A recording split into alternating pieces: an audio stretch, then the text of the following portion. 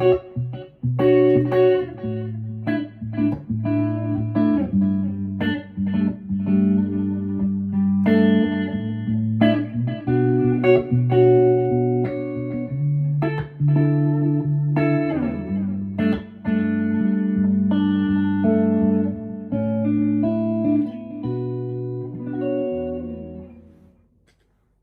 I just want to do a quick video on SUS chords. I'm just going to kind of just chat randomly about it. So SUS chords, I have done a video on this a couple of years ago, but I'm going to just kind of talk about it briefly quick.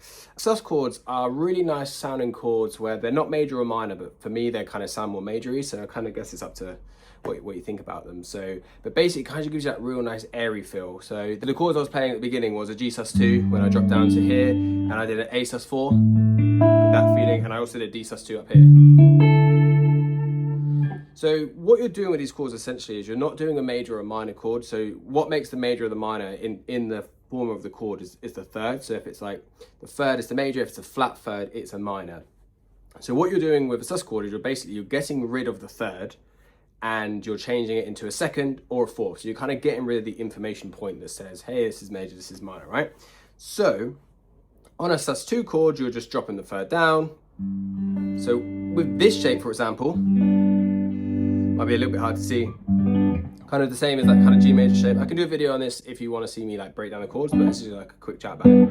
You want to drop that where your second finger will be, so the G string, fourth fret, sorry. It would normally be on the 4th fret G string. You're going to drop it down to 2 frets. So now it's this note here, D string is 5th fret, G string is 2nd fret, and my second finger here is on the B string 3rd fret. So it sounds like this. That's where you have that kind of like, it kind of feels like it rings out. So where I kind of learned how to use these is if you take the key you're in, so I'm in D major, right? Here, because I was, where I was jamming was in B minor, so I'm in D major. The first and the fourth of the key, so in this case the D and the G, can be played as sus2 chords. And the fifth of the chord, which is the A, can be played as a sus4. It just works nicer. So let me show you that, for example, if I just play all the chords as they are, so D major, E minor, F sharp minor, G major, A major, B minor, and then you've got the C sharp as well, but we'll forget that for a second.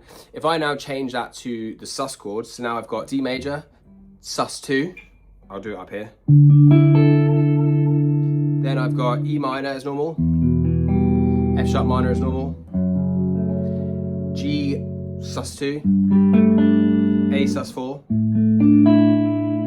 B minor. And it's just kind of really nice to kind of vary your chords up a bit. So like that chord progression I was playing at the beginning was just B minor, and then G to A. But rather than normal B minor, G, A.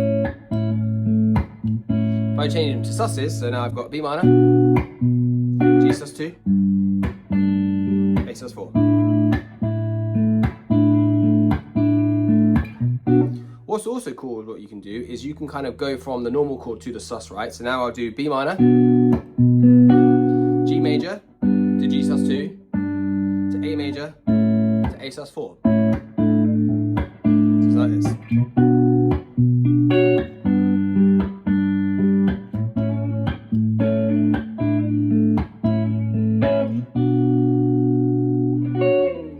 So yeah, I mean, hopefully that kind of made a little bit of sense, just kind of chatting about it, but I can make a better video if you want to see a bit more in depth. I definitely kind of wish I saw this video because I kind of had to figure this out for myself, but they work the best.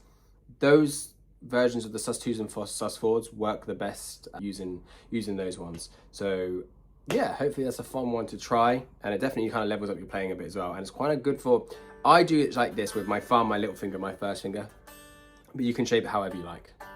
Yeah, let me know if that was helpful. Thank you. Please subscribe, do all the good stuff. Trying to grow on here, so we'll see what happens.